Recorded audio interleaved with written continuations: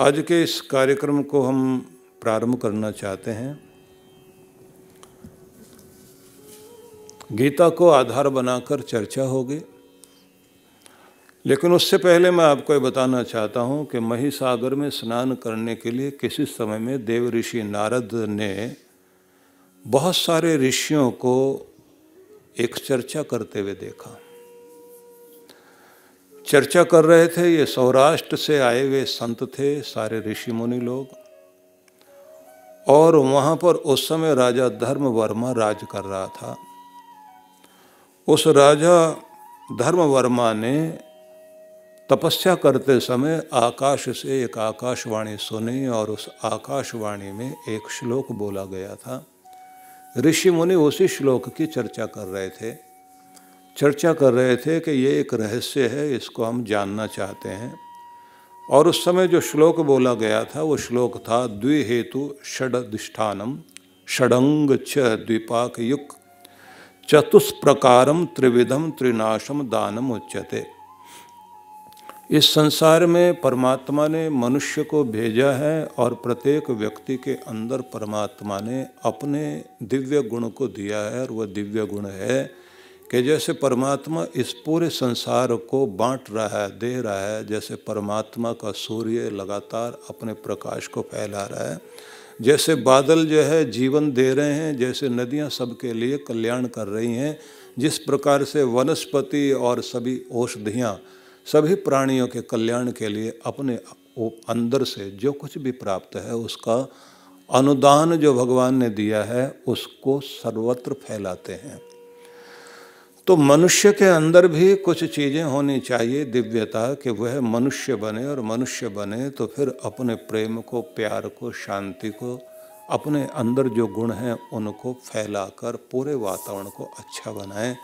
तो उसको कहा गया है कि प्रत्येक व्यक्ति दुनिया में धर्मी बने और दानी बने। तो उसके ऐसे दानी स्वभाव के व्यक्ति में क्या विशेषता होती है, तो उसके बारे में उन्होंने कहा कि वह व्यक्ति दाता बनकर जीता है। और दाता बनकर जीता है तो वो भी अपने जीवन से बांटता रहता है। जैसे एक माँ अपने प्यार को बांटती है, कैसी भी अपने ढंग से जीने वाली कोई युवती क्यों ना हो, लेकिन जैसे वो माँ बन जाती है तो वो अपना आलस्य भूल जाती है, अपना सुख दुख भूल जाती है। उसका सारा सुख दुख उसके बच्चे में हो जाता है, अपने बच्चे के लिए जीने लग जाती है।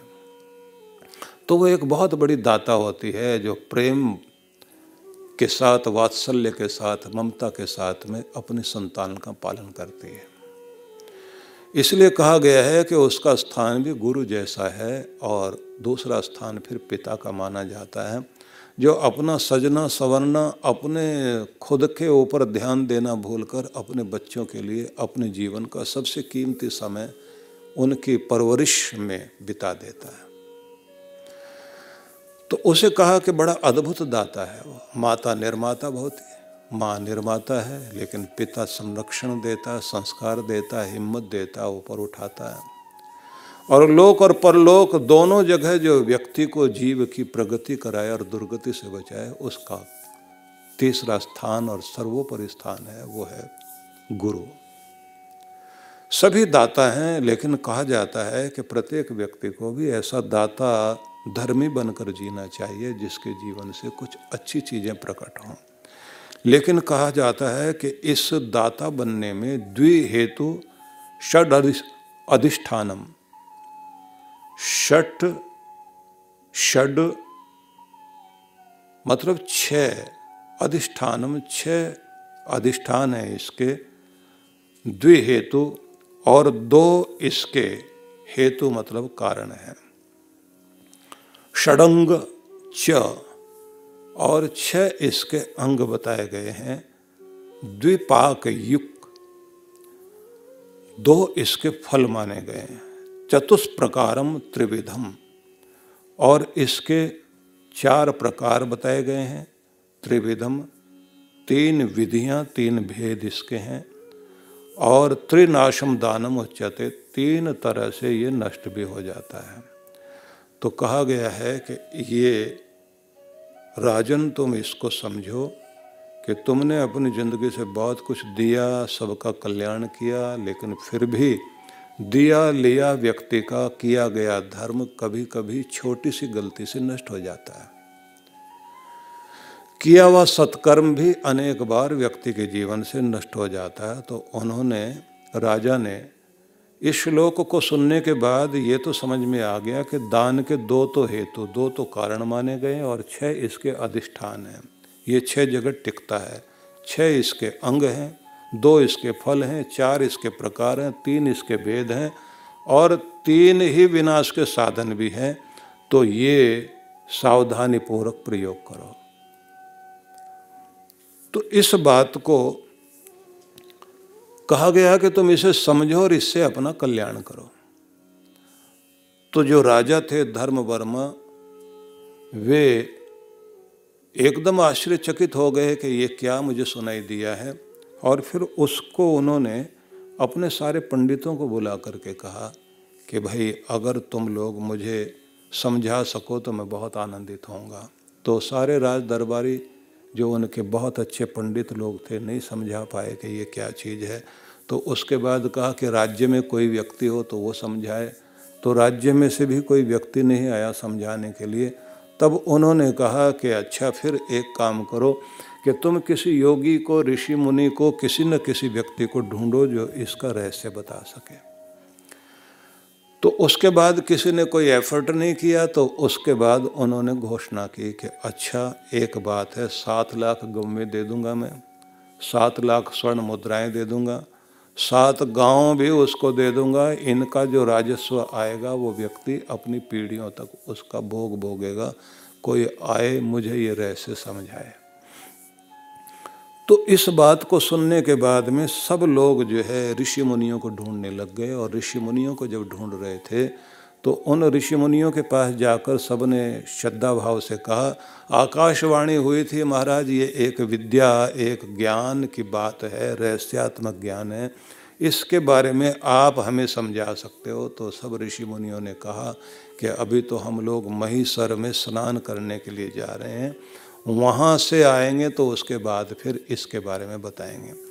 तो वहाँ जब ये सारे ऋषि मुनि आपस में चर्चा कर रहे थे कि ऐसा एक श्लोक बोला गया है, इस श्लोक का रहस्य नहीं समझ में आ रहा, तो उस समय नारद ऋषि इस बात को सुन रहे थे। उन्होंने जो है एक ब्राह्मण का रूप, बूढ़े ब्राह्मण का रूप धारण किया और उन सब ऋषियों से कहा कि तुम लोग बैठ जाओ, मैं तुम्हें इसका रहस्य समझाऊंगा। तो उन्होंने कहा कि देखो, सबसे पहले तो ये जान लो कि इस पूरी दुनिया में प्रत्येक व्यक्ति को श्रद्धा भाव के साथ धर्म का रहस्य जानना चाहिए, जीवन का उद्देश्य जानना चाहिए कि क्यों दुनिया में हम हैं, क्या हम कर रहे हैं, क्या करने के लिए दुनिया में हम आए और जीवन किस तरफ जा रहा है। प्रत्येक व्यक्ति को ऐसे ही पशुओं की तरह जीवन नहीं बिताना चाहिए, ध्यानपूर्वक उसे धर्म के रहस्य सुनने चाहिए। तो इतना सुनने के बाद में सभी ऋषि मुनि वहाँ श्रद्धापूर्वक बैठ गए और बैठने के बाद उन लोगों ने कहा कि महाराज अब आप इसका रहस्य हमें समझाइए। उन्होंने कहा सबसे पहले तो है द्विहेतु, 2 हेतु, 2 कारण। बोले सबसे पहले एक बात ध्यान रख लेना चाहिए, सामर्थ्य और श्रद्धा, ये 2 कारण माने जाते हैं। व्यक्ति के अंदर सामर्थ्य होना चाहिए इस बात के लिए कि मैं वीरता पूर्वक जिंदगी से कुछ देने वाला बन जाऊं। मतलब ये है कि प्रत्येक व्यक्ति का हाथ मुड़कर हमेशा मुंह की तरफ आता है, दूसरे को खिलाना नहीं चाहता। हर व्यक्ति मैं और मेरा में जीता है।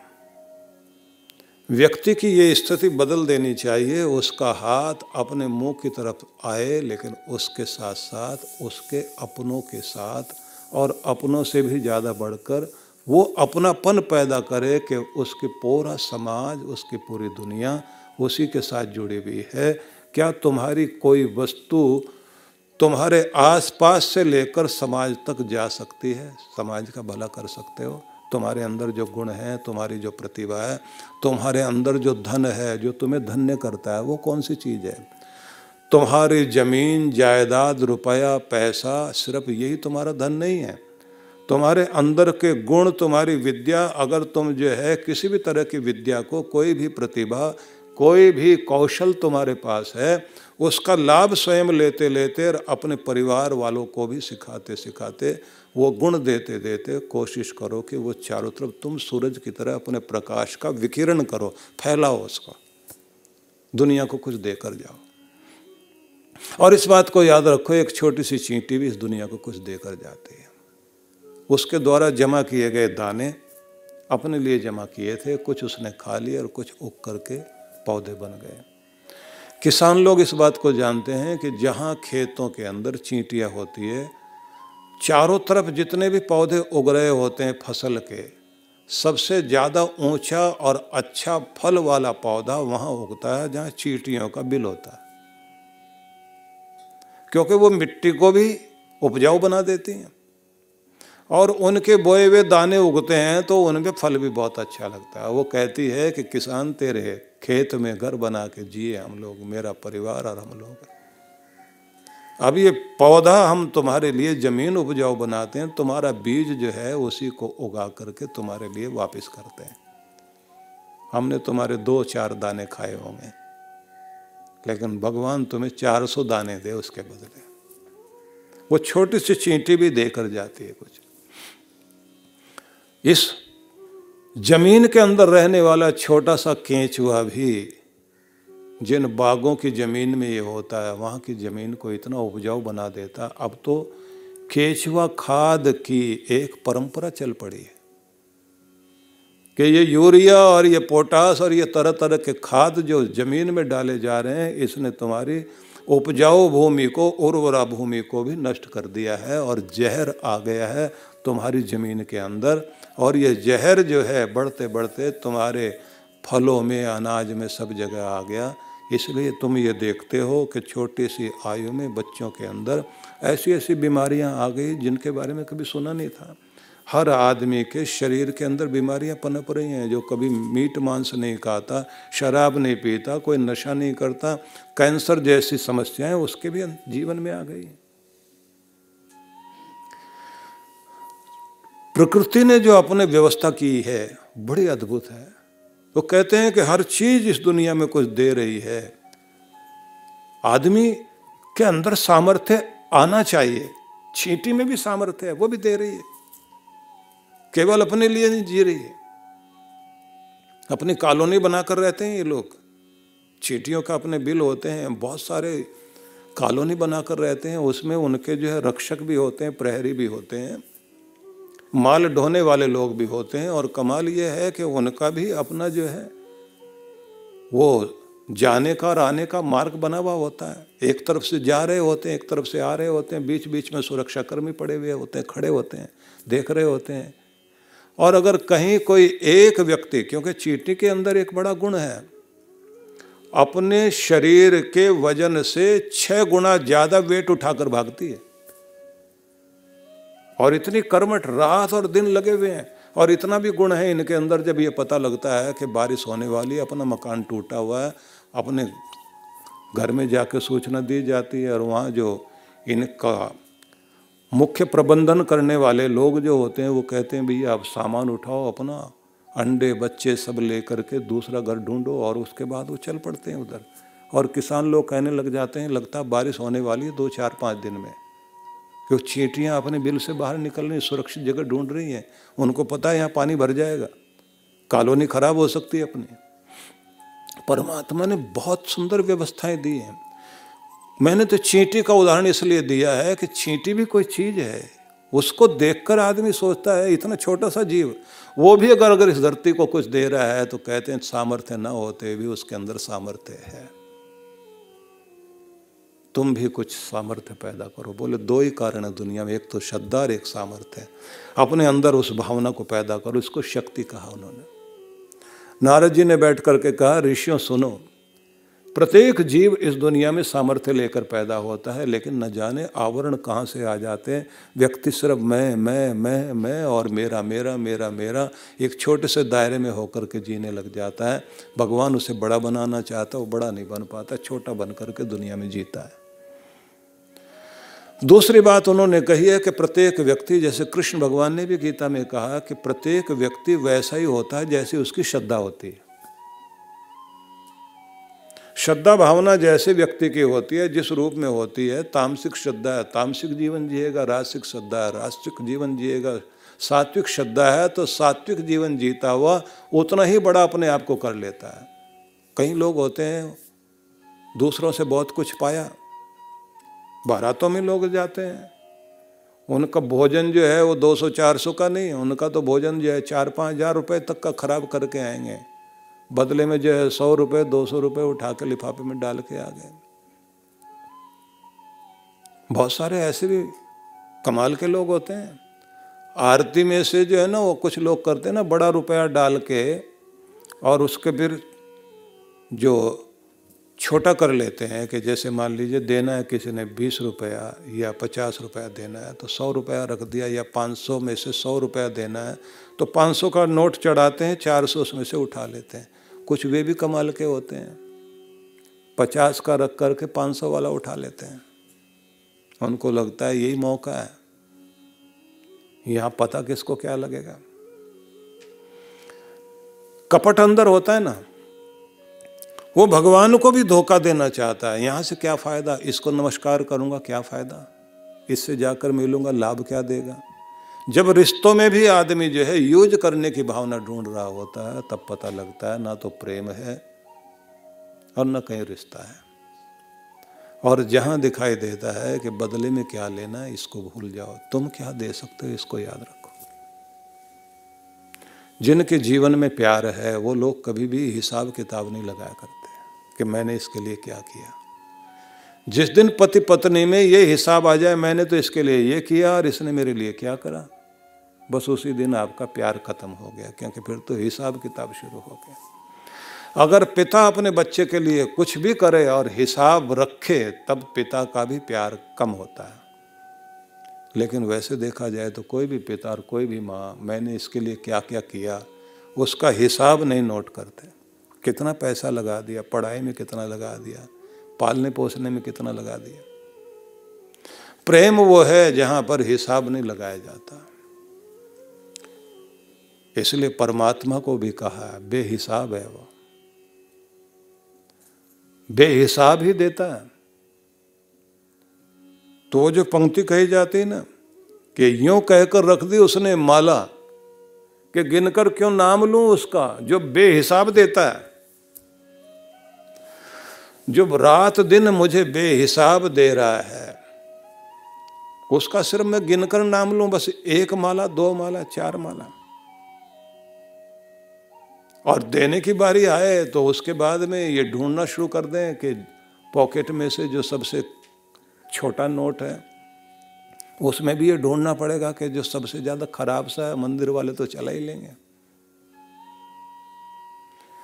पंडित को दक्षिणा देनी हो तो लोग जो है वो पंडित लिखवा देते हैं कि 5 वस्त्र भी होते हैं, रुमाल भी होगा, धोती भी होगी, कुर्ता भी होगा, अंगोछा भी होगा, 5 पूरे गिनवाते हैं।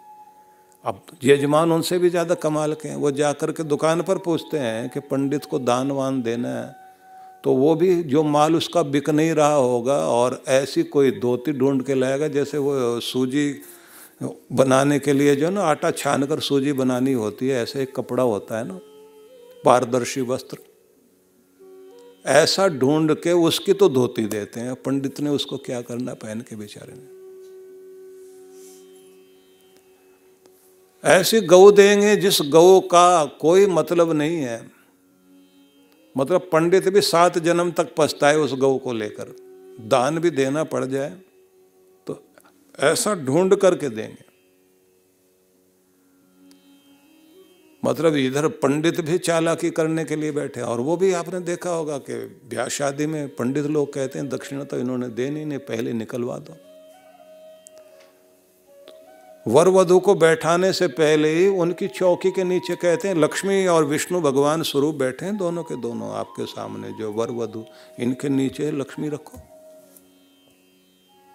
उनको लगता हो दामाद को दिए जाएंगे, लेने तो पंडित जी ने तो इधर भी रखवा दिए पैसे, इधर भी रखवा दिए, उठाने तो उन्होंने। वो इतनी इतनी जगह रखवा देते हैं, उसके बाद जब दक्षिणा की बात करते हैं ना, पूरा कार्यक्रम हो जाए, तो उसके बाद यजमान दांत पीसता है उनकी तरफ देख के। इतना सब लेने के बाद फिर दक्षिणा भी बोलता है, क्योंकि यजमान उसको ठगने को तैयार है, तो ये भी जानते हैं ना कि अपनी दक्षिणा लेनी कैसे है।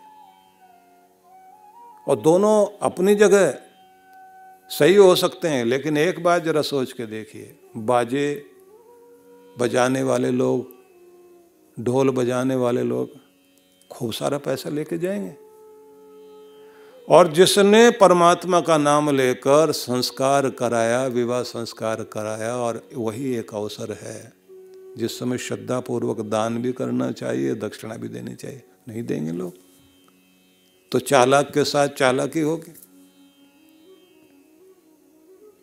उसी समय सब हिसाब याद आने लग जाता है सबको।